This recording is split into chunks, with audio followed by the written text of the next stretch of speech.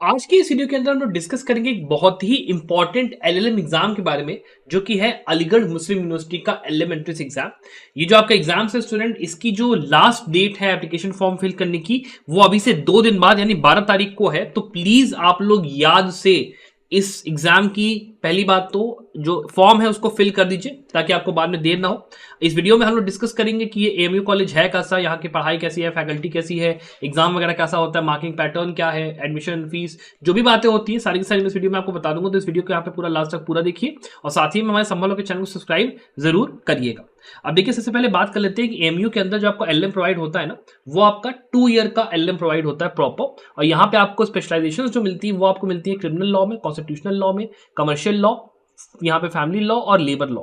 और यहाँ पे जो नंबर ऑफ सीट्स है यहाँ पे, इनके हिसाब से यहाँ पे मेंशन है 35। और अगर आप अगली इसमें देखोगे तो यहाँ पे 60 मेंशन है। इनका जो आपका गाइड है, एडमिशन गाइड है, तो यहाँ पे कंफ्लिक्टिंग इन्फॉर्मेशन है कहीं ना कहीं, नंबर ऑफ सीट्स यहाँ पे कितना इन्होंने प्रोवाइड कर देनी है उसके अंदर। और डिग्री की रिक्वायरमेंट में क्या लिखा है कि आपका 3 साल का एलएलबी या 5 साल का वो कंप्लीट होना चाहिए। और इसमें बेसिकली जो रिक्वायरमेंट होगी आपकी बेसिक मार्क्स की, कि 50% या वो सबका अगर होगा तो होगा, वरना ऐसा इसमें कुछ मेंशन यहाँ पे ऐसा इन्होंने नहीं इसमें किया। यहाँ पे आप देखें तो मेंशन यहाँ पे, हाँ देखिए इन्होंने करा है कि 55% मार्क्स आपको यहाँ पे चाहिए यहाँ पे एडमिशन लेने के लिए, इट इज इंपॉर्टेंट। उसके बाद जॉब प्रोस्पेक्ट्स की इन्होंने थोड़ी सी बात लिखी हुई है कि यहाँ पे अगर आप यहाँ से एलएलएम करते हो तो आपको यहाँ पे as a legal practice litigation में जाना है, लॉ ऑफिसर बनना है, या फिर मान लो कोई प्राइवेट फर्म में जाना है, जुडिशियल सर्विसेज या सिविल सर्विसेज की तैयारी उसमें जाना है, तो आप कर सकते हो।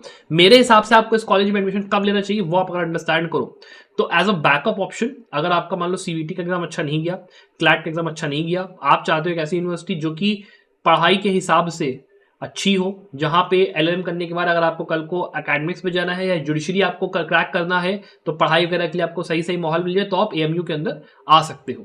मेरे कॉर्पोरेट लॉ की जहां तक बात है, उसके लिए एएमयू उतना अच्छा आपको नहीं शायद पड़ेगा, बिकॉज यहाँ पे एलुमनाई नेटवर्क उस तरीके का है नहीं कि आपको कॉर्पोरेट लॉ में उतनी हेल्प मिले। एलएलएम करने के बाद एलएलबी की बात डिफरेंट होती है। और उसके अलावा अगर आप बात करते हो एकेडमिक्स वगैरह की, तो एएमयू का नाम बहुत फेमस है। आराम से आप कहीं भी नेट क्वालिफाई करके पीएचडी वगैरह डाल दिया अगर आपने, तो आप पढ़ाने जाओगे, आपको आराम से यहाँ पे जॉब वगैरह मिल जाएगी, तो ऐसी कोई दिक्कत नहीं है। बस एक ये है कि एएमयू की जो लोकेशन है, अगर आप जामिया या दिल्ली यूनिवर्सिटी से कंपेयर करोगे तो फिर वो अलीगढ़ में पड़ता है, तो वो थोड़ा दूर हो जाता है सेंटर से, तो आपको वो वाला एडवांटेज नहीं होता है कि आप दिल्ली में रहते हुए प्रैक्टिस भी कर पाओ, और बाकी अगर आपको कुछ लिटिगेशन और ये सब में, या फिर आपको मान लो कोई कोचिंग ज्वाइन करनी जुडिशरी की, तो वो आप कर पाओ, तो वो चीज़ कहीं ना कहीं एक नुकसान है यहाँ पर। लेकिन बाकी MU is a very very good college, उसको आप एज अ प्लान बी रख के आराम से चल सकते हो। इसका जो एग्जाम होता है वो भी इतना कठिन होता नहीं है, तो क्रैक करने में भी कोई दिक्कत नहीं होगी। तो ये आपकी चीज़ मेन मेन यहाँ पे समझ में हमें आती है। उसके बाद हम लोग बात कर लेते हैं यहाँ पे कि आप ये देखोगे यहाँ पे जो सिलेक्शन टेस्ट आपका होना है, वो आपका यहाँ पे आपकी एज लिमिट इन्होंने कहा है कि 27 साल होनी चाहिए as on 1 July of the year of election, मतलब 1 जुलाई 2025 तक अगर आपकी एज 27 साल से कम की है तो आप इस एग्जाम में बैठ सकते हो, वरना आप बैठ नहीं सकते हो। उसके बाद आपका जो टेस्ट पेपर है वो, उसमें आपके 100 क्वेश्चन आएंगे लॉ सब्जेक्ट से जुड़े हुए, तो उसको आपको बेसिकली करना है। और टेस्ट सेंटर की यहाँ तक अगर बात है, तो आपको यहाँ पे अलीगढ़ के अंदर ही, यूपी के अंदर अलीगढ़ में ही ये टेस्ट होगा, और कहीं इसका एडमिशन टेस्ट नहीं होगा। बाकी जो एग्जाम्स है उनका अलग अलग जगह होता है, लेकिन एलएलएम का केवल अलीगढ़ में ही होने वाला है, उसके अलावा कोई उसकी और यहाँ पे लोकेशन नहीं है। इसके अलावा अगर आप बात करते हो तो आप यहाँ पे देख सकते हो फीस वगैरह दिया हुआ है, लेकिन उससे पहले अगर आप इस बार एएमयू एग्जाम की तैयारी करना चाहते हो, आप एक कोर्स चाह रहे हैं जहाँ पे आपको मॉक पेपर्स, 5 मॉक पेपर्स और उसके साथ में स्टडी मटेरियल और आपके जो वीडियो लेक्चर्स होते हैं वो सारे सब्जेक्ट से आपको मिल जाए, तो आप संभव लो में हमारा कोर्स एनरोल कर सकते हो। ये जो कोर्स आपका होगा, ये आपका 1699 का कोर्स है बेसिकली एएमयू के एलएलएम के लिए, जिसमें आपको मैंने जैसे बताया मॉक पेपर सब कुछ इंक्लूडेड है। तो अगर आपको एनरोल करना है तो आप इस कोर्स को चेकआउट स्टूडेंट्स कर सकते हो।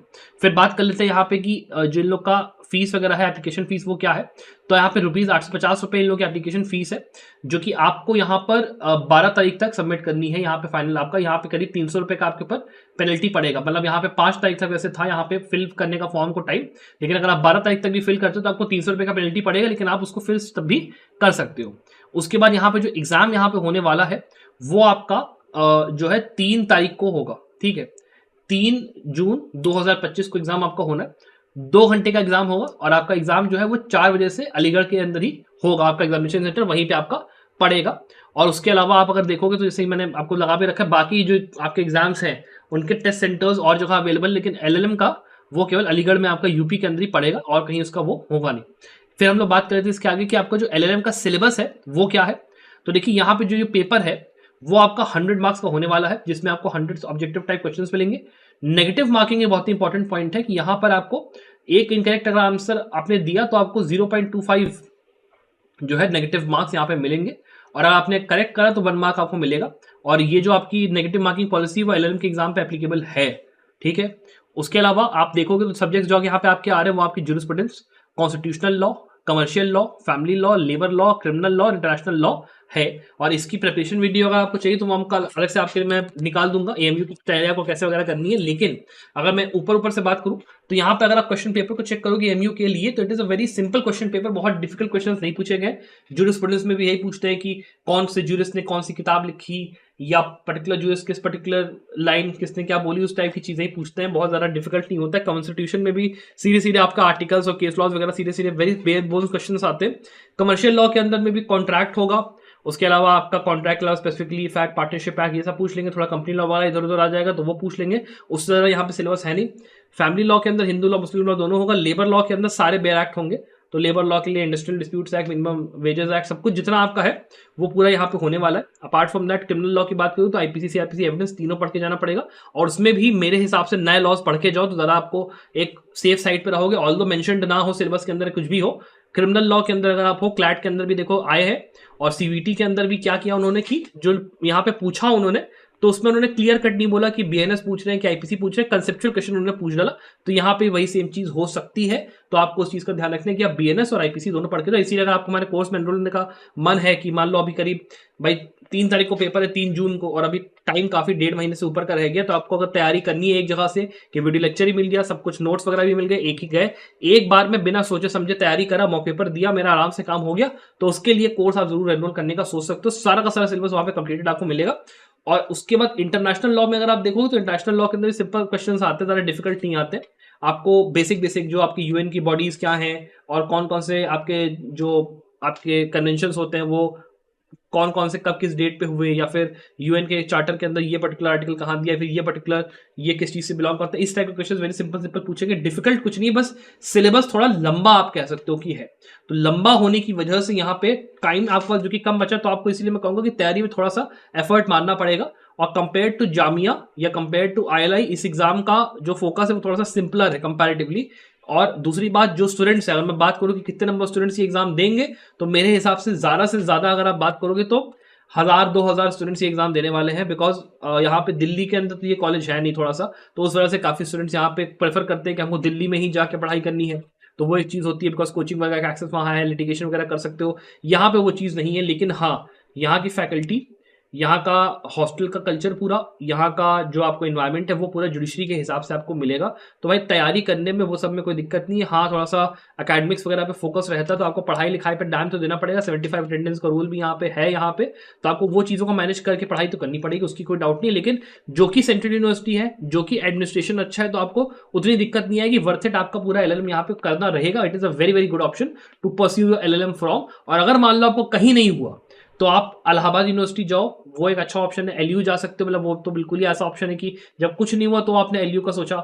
या फिर अगर आप जाते हो इसके अंदर सीवीटी के अंदर, तो सीवीटी के अंदर भी अगर बीबीआईयू या सीयूएसबी लेने से अच्छा आप एएमयू ले लो, आपको बेटर पड़ेगा। सिंपल सी बात है, डीयू, बीएचयू, फिर एएमयू और जामिया आप एक तरीके से इक्वेट कर सकते हो, इस तरीके से बात है। अपार्ट फ्रॉम दैट, अगर आपको कोई क्वेश्चंस वगैरह है यूनिवर्सिटी से रिगार्डिंग में कि क्या कैसे है, बाकी इसकी फीस की भी अगर मैं बात करूं तो एएमयू की जो फीस है वो कहीं मेंशन्ड नहीं है स्पेसिफिकली उनकी वेबसाइट के ऊपर, लेकिन ये चीज क्लियरली मेंशन्ड है कि जो कोर्स है वो आपका सेल्फ फाइनेंस्ड कोर्स है। तो सेल्फ फाइनेंस कोर्स का मतलब जनरली ये होता है कि जो फीस होगी वो कहीं ना कहीं in the ball park of पर सेमेस्टर में 50,000 से 70,000 के बीच से कम नहीं होगी, तो महंगा आपका है ये। और आपको 4 सेमेस्टर पढ़ाई करनी तो करीब वही 2 लाख 2.5 लाख से 3.5-4 लाख तक आपका फीस जा सकता है। कोई बड़ी चीज नहीं है यहाँ पे गारंटीड कुछ नहीं लिखा है। कुछ वेबसाइट्स पे अलग अलग चीजें दी है, लेकिन जो ऑफिशियल सोर्स है वो कहीं मेंशन नहीं। अगर मेरे को पता चलेगा आगे तो मैं आपके लिए मेंशन यहाँ पे कमेंट्स में नीचे कर दूंगा, पिन कमेंट्स में मैं फीस मेंशन आपका मेंशन कर दूंगा। बाकी हॉस्टल वगैरह का भी क्या हिसाब किताब है, कैसे है, वो भी यहाँ पे आपको मिल जाता है। नहीं होगा तो पीजी वगैरह आपको मिल जाएगा, हर सेंट्रल यूनिवर्सिटी के अंदर वो आपको हिसाब किताब मिलता ही। बिकॉज ये एक ट्रेडिशनल यूनिवर्सिटी है, एस्टैब्लिश यूनिवर्सिटी, तो यहाँ पे ऐसी कोई दिक्कत नहीं आपको आएगी हॉस्टल वगैरह देखने में। और हॉस्टल की फीस इतनी महंगी मेरे ख्याल से होगी नहीं कंपैरेटिवली, मेस और उसका खाना इतना आपको दिक्कत नहीं करेगा। तो ये बेसिकली जो चीजें हो सकती हैं मैंने आपको सारी बता दी हैं। अगर आपको कोई क्वेश्चन हो, डाउट्स हो, आप नीचे उससे कमेंट से पूछ सकते हो। Apart from that, I wish the very very best of luck for this exam and for your future success. Bye.